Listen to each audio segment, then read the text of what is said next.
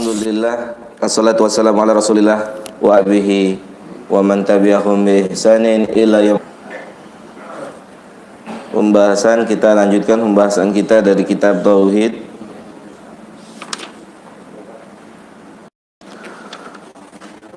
Kita sampai pada poin nomor 13. Al-ajabu. Takjub. Sifatun sabitatun lillahi azza adalah salah satu sifat yang telah tetap untuk Allah Subhanahu wa taala. Alama yaliku bijalalihi, sesuai dengan kemuliaannya, yaitu takjub sesuai dengan kemuliaannya. Kama ja'at bidzalikan nusus as-sahihati sarihati, sebagaimana ditunjukkan pada hadis yang sangat jelas an Abi Hurairah, dari Abu Hurairah, semoga Allah Subhanahu wa taala meridhoinya. Masya Allah.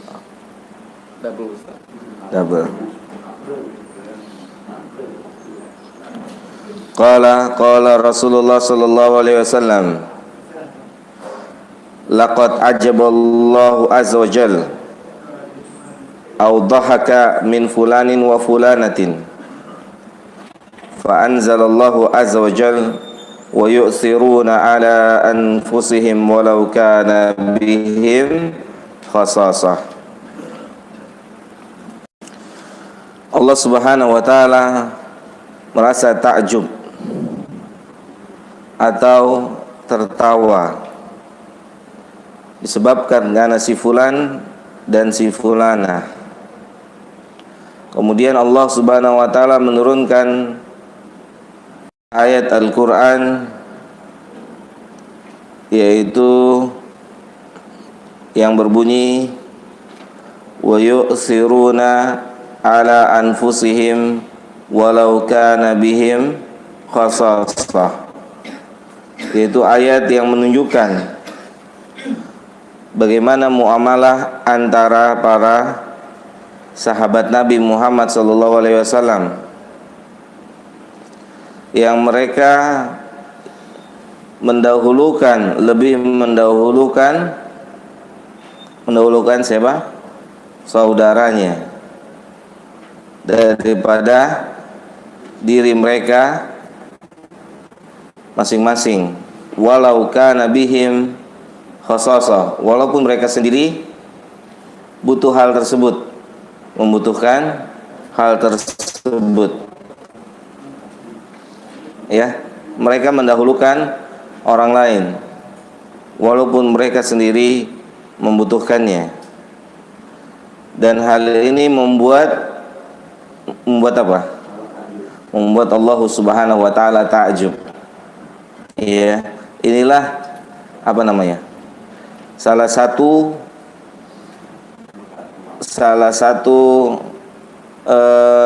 muamalah dalam Islam yang sudah hampir pudar. Ya. Wa yu'thiruna ala anfusihim walau kana bihim khasasah, yaitu taqdimul akharin qabla anfusihim, itu mendahulukan orang lain sebelum dirinya. Tentunya hal ini dalam perkara-perkara yang berkaitan dengan duniawi.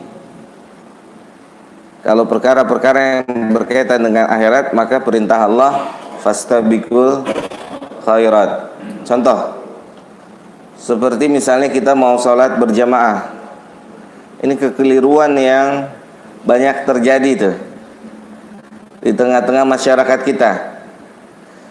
Ya, kalau di keumuman masjid, orang kalau sholat sunnah itu bukan di depan semua, Pak, tapi di belakang-belakang, betul ya? Begitu qomat dorong-dorongan. Tuh. Dulu di sini begitu nggak? Iya juga kan Pak? Sama. Salat sunnahnya di pojok-pojok. Jadi susah kita mau masuk Pak, yang udah paham itu.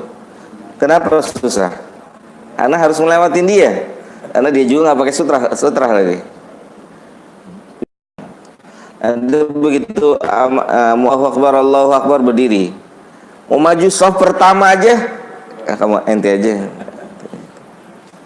Nah, ini seharusnya untuk urusan akhirat fastabiqul khairat, berlomba-lomba gitu. Tapi kalau untuk urusan dunia ya didahulukan orang lain. Kenapa kayak gitu Pak? Menghormati orang lain itu yang pertama. Yang kedua, karena dunia ini memang nggak ada apa-apanya. Kenapa juga mesti buru-buru? Kasih aja deh, ente mau apa sih gitu. Nah itu kalau sampai dunia itu benar hina di hati antum, ya dan aja buat ente aja deh, gitu ya kan? Paham nggak maksudnya Pak? Untuk urusan akhirat kita duluan, untuk urusan dunia tafadhal antum duluan. Paham? Kalau memang kayak misalkan kalau saya suka analogikan di jalanan orang kebut ngoeng gitu, jalan deh tafadhol silakan gitu, nggak usah dikejar gitu kalau lagi eling gitu, kalau nggak eling gitu. Kalau lagi eling ya kan, kalau lagi sadar, kalau lagi nggak eling kan dikejar juga ya Pak ya, ngoeng gitu.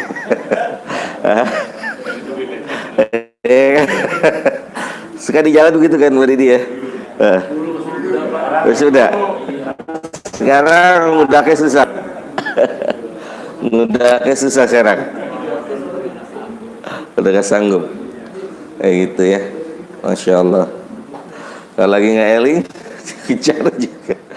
Kejar. Yang bisa diambil manfaatnya. Karena sesungguhnya Allah Subhanahu wa taala Maha Kaya, tidak membutuhkan ketaatan hambanya. Akan tetapi dia bergembira untuk itu karena kebaikannya, sayangnya, dan anugerahnya kepada yang mukmin.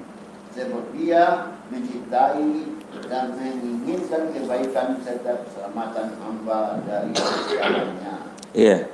Jadi jangan sampai kita menganggap Allah itu butuh sama taubat kita. Allah nggak butuh, karena nanti salah dipahami. Itu buktinya lillahi, Allah lebih senang dengan taubat hamba-hambanya. Berarti Allah butuh sama taubat kita. Nah, di sini Syekh Fauzan menjelaskan bentuk senangnya Allah itu bukan karena Allah butuh sama orang yang bertobat, karena dia nggak ngambil keuntungan dari orang yang bertobat. Sama sekali dia tidak mengambil keuntungan. Di sini Syekh Fauzan menjelaskan, di sini karena Allah Subhanahu wa taala senang hambanya akhirnya tidak akan disiksa nanti. Seperti misalnya ya, kalau kita baca tafsir, kenapa Allah Subhanahu wa taala memerintahkan manusia itu untuk bertobat? Seperti misalkan secara khusus Allah berkata, ya ayyuhalladzina amanu tubu ilallah.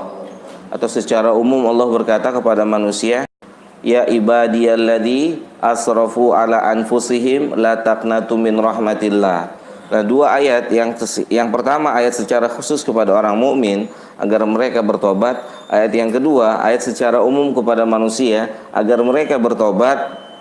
Ya, ayat ini diperintahkan oleh Allah Subhanahu wa taala, dijelaskan oleh para ulama bahwasannya Allah sayang sama kita. Antum tobat, antum nggak sanggup masuk neraka. Begitu Pak. Antum tobat, antum nggak akan sanggup masuk neraka. Para ulama menjelaskan demikian, bukan karena Allah butuh sama tobat kita, bukan. Antum tobat, antum nggak sanggup masuk neraka. Kenapa? Karena tidak pelaku dosa pasti dimasukkan ke neraka. Dan Allah sudah tahu, Allah Subhanahu wa taala sudah tahu kapasitas kemampuan kita. Kita diciptakan sebagai makhluk, sebagai manusia, yaitu yang tidak mampu untuk menahan pedihnya api neraka. Makanya Dia Subhanahu wa taala memerintahkan kita bertaubat. Ya, walaupun antum minum obat kuat sebanyak-banyaknya, ataupun antum ikut fitness setiap hari gitu kan, antum nggak anti kebal gitu kan, sebelum mati gitu suntik kebal gitu kan, pas sudah mati tolong diamanatin pada keluarga, Kata Pak Hari, kalau saya mati nanti tolong suntik kebal gitu kan. Ya Pak Hari ya. Yang nggak ada. Nggak akan pernah bisa. Itu artinya.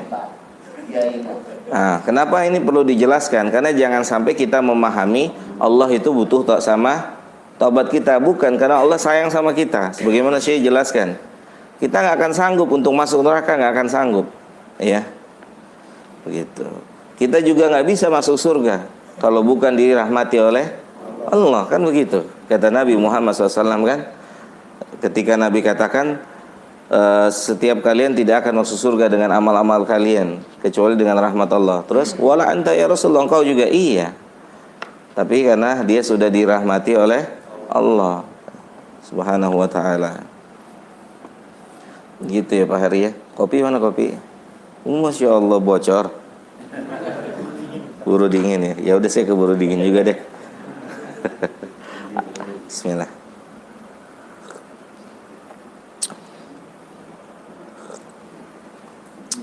Pak Ismail nggak dikasih Nggak, saya nggak kopi Pak. teh? Dan juga ya tahu lah ya Pak. Oh, tahu. Udah bosen ya gini-ginian ya. Untuk lebih sehat. Oh, untuk lebih sehat.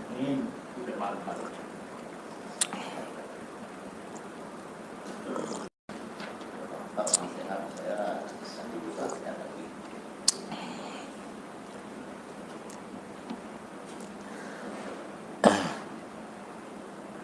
Lanjut Pak. Lanjut Pak. Pasal keempat yaitu tentang pendapat-pendapat golongan sesat tentang sifat-sifat ini beserta bantahannya. Golongan-golongan sesat seperti Jahmiyah, Mu'tazilah, Asy'ariyah menyalahi Ahlus Sunnah wal Jamaah dalam hal sifat-sifat Allah Subhanahu wa taala. Mereka menafikan sifat-sifat Allah Subhanahu wa taala atau menafikan banyak sekali dari sifat-sifat itu atau menakwilkan nas-nas yang menetapkannya dengan takwil yang batil, syubhat, keraguan atau kerancuan. Keraguan mereka dalam hal ini adalah mereka mengira bahwa penetapan dalam sifat-sifat ini menimbulkan adanya tasbih atau penyerupaan Allah Azza wa Jalla dengan lainnya. Oleh karena sifat-sifat ini juga terdapat pada makhluk, maka penetapannya untuk Allah pun menimbulkan penyerupaannya dengan makhluk.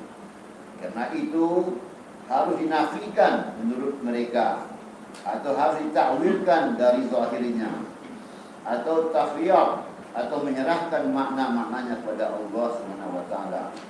Demikianlah mazhab mereka dalam sifat-sifat Allah Subhanahu wa taala, dan inilah subhat dan sikap mereka terhadap nas-nas yang ada.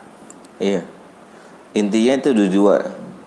Ya, intinya ditetapkan dan ditiadakan. Ada yang menetapkan sampai menyerupakan, ada yang meniadakan sampai menghilangkan. Adapun Ahlus Sunnah ada di tengahnya, ditetapkan, tidak meniadakan, ditetapkan, tidak menyeramakan. Paham nggak Pak? Nah, kita di tengah-tengah, ya. Ada yang menetapkan sampai menyerupakan, ada yang meniadakan sampai menghilangkan. Ahlus Sunnah di tengah, menetapkan tanpa menyamakan, gitu. Dia menetapkan tanpa menyamakan. Jadi dia ada di tengah-tengah. Di situ ada lagi nggak Pak? Cukup, habis. Itu aja Pak. Cuma bantahan lagi Pak. Oh, langsung bantahan situ ya? Bantahan juga. Oh, sebelum bantahan ini dikasih tahu dulu sedikit. Di sini dikasih contoh oleh Syekh Fauzan hafizahullah taala. Pertama tentang Jahmiyah. Jahmiyah atba'ul Jahm bin Safwan, yaitu pencetus utamanya adalah Jahm bin Safwan, yang dia punya pemikiran yanfaunal asma wa sifat, menafikan seluruh nama-nama Allah dan sifat-sifat Allah Subhanahu wa taala. Apapun alasannya. Apapun alasannya. Karena ada orang yang beralasan menafikan nama dan sifat Allah untuk tanzih. Tanzih itu apa? Mensucikan. Mensucikan siapa? Allah. Bagaimana maksudnya? Karena kalau ditetapkan berarti sama saja menyamakan Allah dengan makhluk. Sehingga hasilnya mereka harus apa? Meniadakan. Ya, karena kalau ditetapkan mereka beranggapan berarti kita telah menyamakan Allah dengan makhluk. Padahal kita tidak menyamakan. Kita hanya menetapkan apa yang ditetapkan. Ya. Justru mereka lah yang menyamakan Allah dengan makhluk. Kenapa? Karena mereka menganggap kalau kita menetapkan berarti menyamakan. Berarti mereka lah yang menyamakan Allah dengan makhluk. Kalau kita kan hanya menetapkan, tidak menyamakan. Gitu. Pada hakikatnya mereka lah yang tasbih.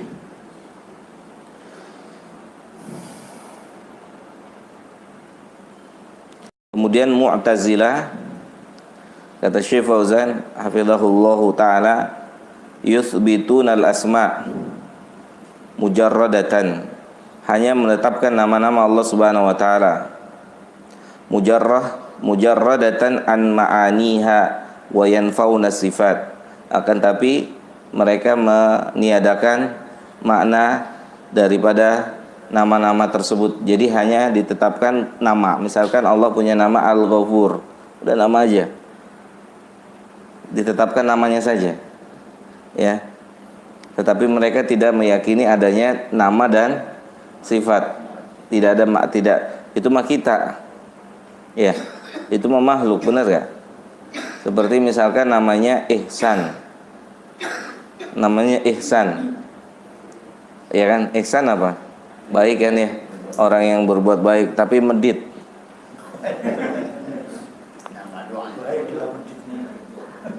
Ya, itu mah kita gitu kan. Namanya Ihsan gitu kan, tapi peditnya luar biasa gitu kan. Pelitnya luar biasa gitu. Atau namanya Abdullah. Tapi gembongnya Yahudi. Benar gak? Iya kan? Abdullah apa? Abdullah bin Sabah kan? Padahal namanya bagus ya. Nah, makanya kalau ngasih nama anak ya cukuplah dengan nama-nama para sahabat, para nabi, para sahabat. Ada pernah kawan nanya, Ustadz saya mau kasih nama anak saya Mumtaz, boleh nggak? Udih, Mumtaz, mau kasih nama anaknya Mumtaz gitu ya. Boleh nggak Ustadz? Boleh aja. Cuman ente tega nggak kalau nanti anak ente bebel? Nama doang Mumtaz. Ya kan, kita kan nggak tahu masa depannya kan. Kita nggak tahu nih masa depannya. Ternyata begitu dewasa, dikit nggak taunya bebel gitu kan. Wallahu alam. Tapi ada juga yang kenyataan. Syekh Mudrik Ilyas, dia punya cerita dulu ketika kenapa bapaknya kasih nama Syekh. Karena dia ingin anaknya ini jadi seorang ulama, jadi orang yang ngerti agama. Allah kabulkan kemauan dari orang tuanya. Syekh nama dia. Jadi dia pernah cerita dulu di kelas. Dahulu ketika dia absen di Madinah, Syekh Mudrik Ilyas. Kuna Syekh, di sini ada Syekh katanya. Indana Syekh katanya. Iya. Terus akhirnya dia ngomong, itu nama dia gitu. Memang namanya Syekh.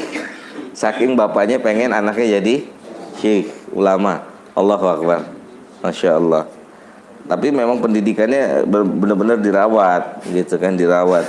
Jangan nanti udah dikasih namanya bagus, bapaknya ngebiarin begitu aja, nanti akhirnya anaknya nggak karu-karuan. Biasa aja gitu kan.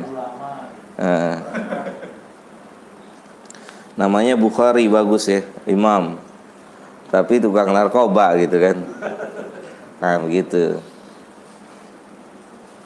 Allahu ta'ala a'la wa a'lam.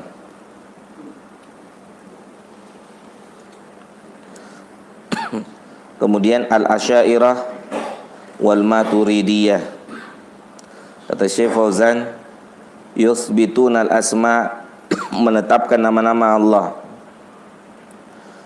wa ba'du sifat, dan sebagian sifat-sifat Allah.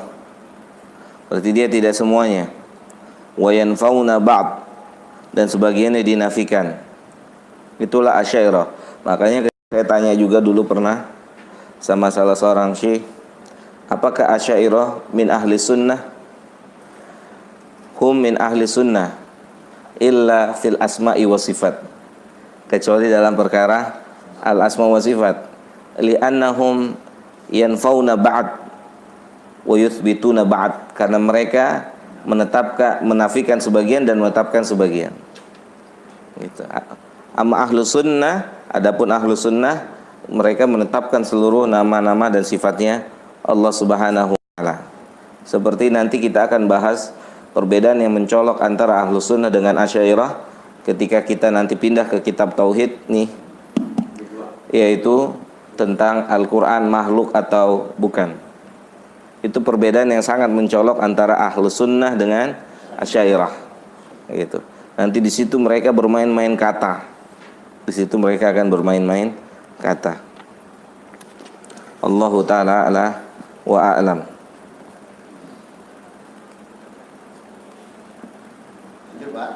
Lanjut, Pak.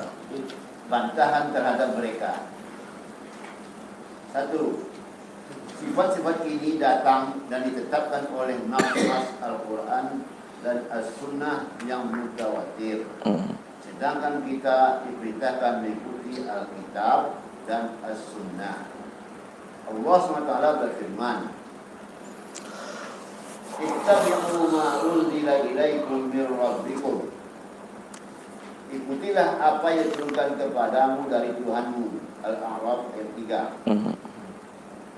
Rasulullah juga bersabda, alaikum bisunnati wa sunnatil khulafa'ir rasyidin min ba'di. Ikutilah sunnahku dan sunnah para khulafa'ir rasyidin sesudahku.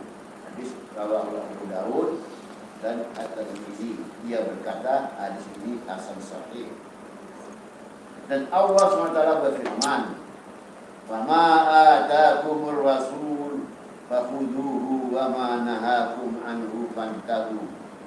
Apa yang diberikan Rasul kepadamu, maka terimalah ia. Dan apa yang dilarangnya bagimu, maka tinggalkanlah. Al-Hasyr ayat 7. Maka barang siapa yang menafikannya, berarti dia telah menafikan apa yang ditetapkan oleh Allah SWT dan Rasulnya SAW. Iya. Dan berarti pula dia telah menentang Allah dan Rasulnya. Sebenarnya kayaknya gampang gitu ya. Kayaknya gampang gitu. Cuman yang gampang ini hidayah.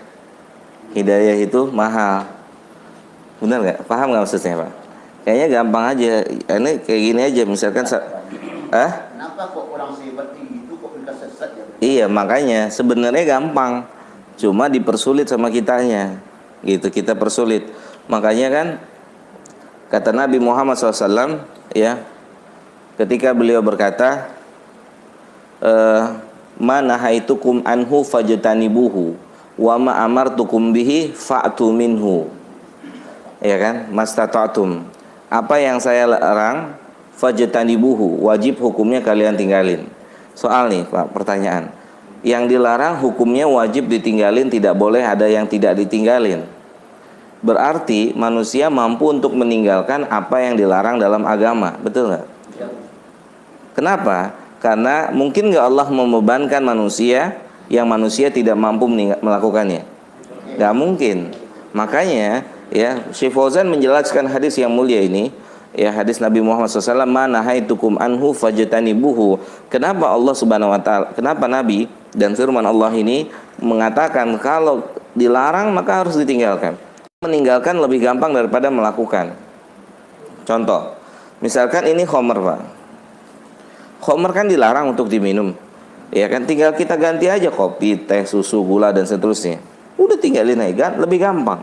Tetapi kalau melakukan mastata'tum, sesuai kesanggupan. Itu butuh waktu, butuh tenaga, butuh uang. Paham maksudnya, Pak? Contoh, orang sholat kan dia harus wudhu, Pak. Dia harus pakai baju yang bersih, suci. Dia harus di tempat yang suci. Kan beda dengan minum khamr. Kalau minum khamr kan belum dilakukan, udah ganti aja, nggak usah dipikir-pikir. Khamr kenapa nggak dibeli, haram, ganti kok. Lebih mudah meninggalkan daripada melakukan. Makanya meninggalkan hukumnya wajib, melakukan sesuai kemampuan. Begitu. Seperti kita nggak boleh berzina, gampang. Cari aja bini 1, 2, 3, 4, selesai. Nah itu. Ya, Pak Fala ya. Kapan yang gunung lagi? Ya kan? Kita dilarang, Pak, berzina kan? Allah sudah bolehkan 1, 2, 3, 4. Pernah nggak Bapak dengar orang poligami punya penyakit AIDS? Pendang pernah dengar? Nggak pernah. Nggak mungkin Allah tetapkan syariat memudaratkan hambanya, nggak mungkin. Tanya dong. Ya kan? Tapi kalau syariat ini diganti, misalnya dia mau ganti-ganti pasangan tapi tanpa melalui pernikahan. Banyak tuh, Pak. AIDS, HIV. Padahal kasusnya sama, ganti-ganti pasangan. Cuma yang resmi mereka nggak apa-apa. Yang nggak resmi gitu kan, yang cuma sejam 2 jam gitu kan. Nah ini dia. Seperti misalkan nikahnya orang Syiah tuh, nikah apa namanya? Mut'ah. Gitu. Makanya orang yang kosong dari ilmu agama yang pertama kali disodorkan oleh Syiah mut'ah.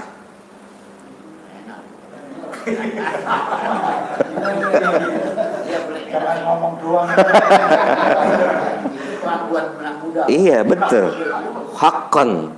Siapa yang anak muda lagi demen-demennya pacaran, dibilang begini, udah nggak usah pacaran, nikah aja, halal tuh, ya kan? Mut'ah aja, saya jadi walinya. Nggak ada wali gak sah gitu kan, udah tinggal dihitung aja mau berapa, mau sehari, 2 hari, seminggu gitu, ya kan? Daripada pacaran mendingan mut'ah.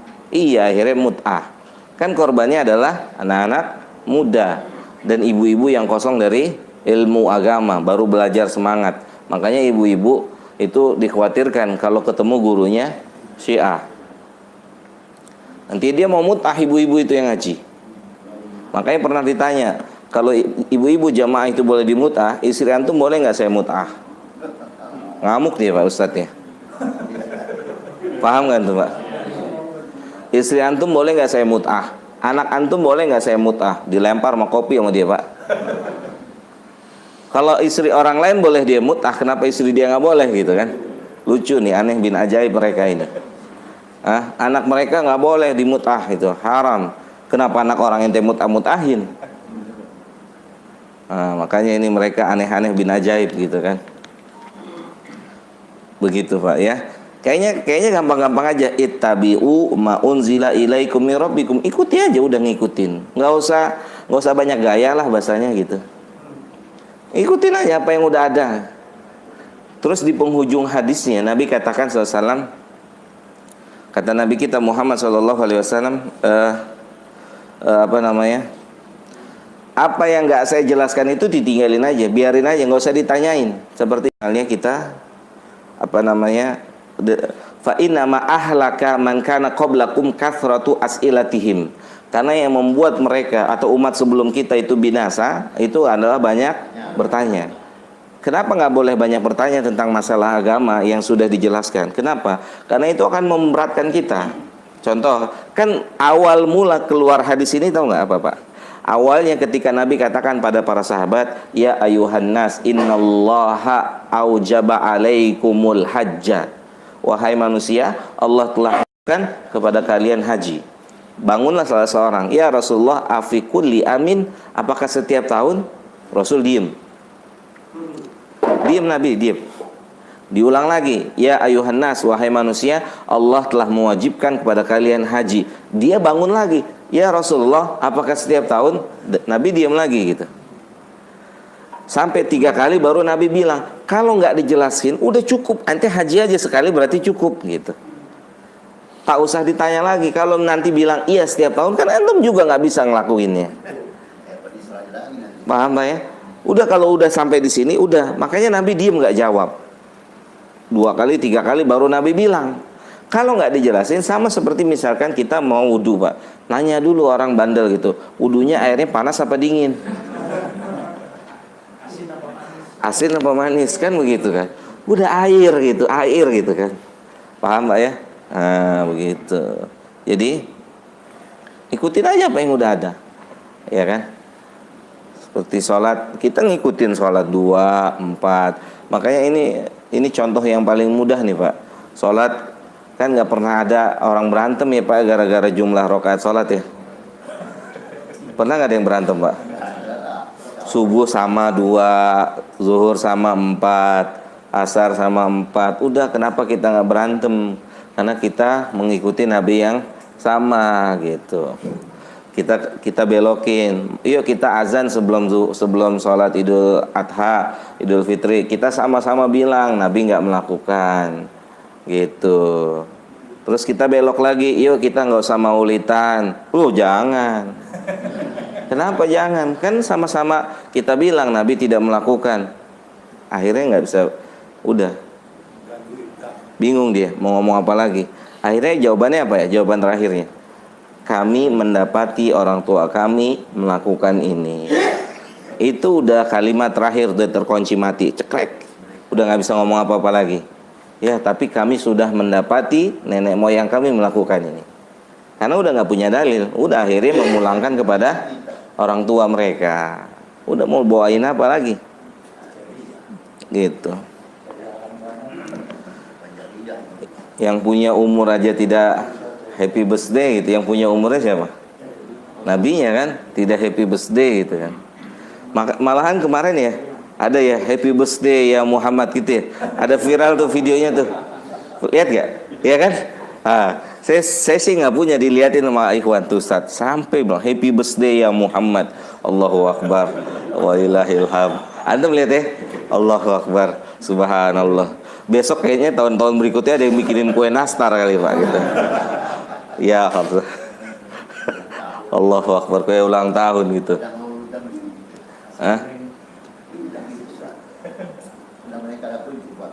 Luar biasa gitu. Makan-makan dan seterusnya.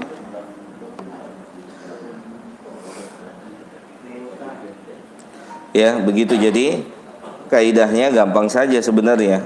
Cuman yang gampang ini susah, gampang-gampang susah gitu kan. Kayak kita aja lah, misalkan kita mau melakukan amalan sunnah kan gampang ya. Ini ada contoh, ada dalilnya, ada nasnya, udah selesai, lakuin. Kalau nggak ada, nggak dilakuin. Nah, untuk punya statement kayak begini, ini yang susah nih. Betul nggak Pak? Untuk memiliki statement ini yang susah. Sampai dulu pernah ada ya salah seorang syekh, ya salah satu yang kami kagumi juga. Begitu liburan Pak, liburan Soifiyah, dia datang kembali, kita kembali ke belajar. Dia punya jenggot segini Pak, panjang. Kalau Pak hari ini dia penuh lah gitu. Begitu hari pertama kami belajar, jenggotnya nggak ada. Gimana tuh Pak? Orang yang menjadi panutan kita, orang yang menjadi apa namanya, contoh kekaguman kita, gitu, hilang jenggotnya Pak. Iya. Akhirnya ada salah seorang kawan kita dari Makassar. Dia tanya di kelas, ya Syekh, dia ngomong apa adanya. Iya, dia ngomong apa dia? Kami sangat sayang pada antum. Dan antum adalah salah satu syekh favorit kami. Cuman hari ini, ya subhanallah, daripada dia bilang di belakang, saya ngomong langsung, biar antum bisa menjadi penjelasan buat kita semua. Dia nggak melakukan pembenaran diri. Dia bilang, dia tidak melakukan pembenaran diri. Iya, ini saya adalah bashar. Ini pelajaran untuk kalian. Jangan pernah kalian jadikan manusia sebagai panutan kalian, tapi jadikanlah Muhammad panutan kalian. Dia tidak melakukan pembelaan diri. Saya adalah bashar yang tidak lepas dari salah dan benar. Tapi kalau kalian mau melihat orang, hanya lihat satu orang, yaitu Muhammad SAW. Dalam hal ini saya punya kekurangan. Udah, kita juga nggak bisa ngomong apa-apa, Pak, karena dia sendiri dia bilang dia kekurangan di sini. Kan nggak, kecuali dia bilang, oh nggak apa-apa, ini khilafiyah gitu, baru kita ceburin gitu kan, ceburin dalil maksudnya gitu kan, gitu. Dia nggak bilang, oh nggak apa-apa, antum nggak tahu gini, nah nggak. Dia cuma bilang dalam hal ini saya punya kekurangan. Udah, semoga Allah memberikan antum hidayah, kan gitu. Kaget Pak kita, gitu. Antum nggak usah kaget nanti kalau sama salah seorang kawan-kawan kita yang belajar di Madinah atau Libya pulang ke Indonesia kembali ke laptop. Nggak usah kaget, banyak Pak yang kembali ke laptop Pak. Iya banyak. Di sana kayak orang bener Pak, kayak baju gamis, celananya nggak isbal, pakaiannya nggak isbal. Kenapa Pak? Karena ngikutin sana. Tapi begitu ke sini balik lagi ke laptop. Coba aja ngelepus di kampus, DO langsung. Yang ngelepus banyak. Makruh. Ya kan? Makruh tuh. Nah, saya pernah tanya, kok bisa sih pulang dari Madinah masih begini? Iya, itu hidayah miliknya Allah. Nggak perlu orang sampai di Madinah harus dapat hidayah. Orang di kampung, di pasar juga bisa dapat hidayah. Kalau Allah memang takdirkan dia kasih hidayah. Makanya kan kata Allah, fastahduni, minta sama saya, ahdikum, saya kasih hidayah. Gitu. Itu ingat, siapapun bisa dikasih hidayah dengan syarat dipinta, diusahakan. Fastahduni, ayo kalian minta sama saya. Ahdikum, saya pasti kasih. Gitu. Wallahu a'lam. Kita cukup sampai di sini karena mie-nya udah mateng. udah kecium, Pak. Udah dapat bocoran gitu kan. Kan nggak enak juga gitu kan. Dingin. Jadi kalau ada yang mau tanya, tulis, nanti jawabnya pekan depan. Karena mie-nya udah mau mateng ya Pak Hari ya? Atau udah mateng? Sudah ya Pak Didi ya? Sudah tuh, udah ngasih kode tuh di sana tuh. Di kaca aja ngeliatin, udah belum start gitu. Tuh kan masuk dia tuh langsung tuh. Wallahu ta'ala a'la wa a'lam. Subhanakallahumma bihamdika, la ilaha illa anta, astaghfiruka wa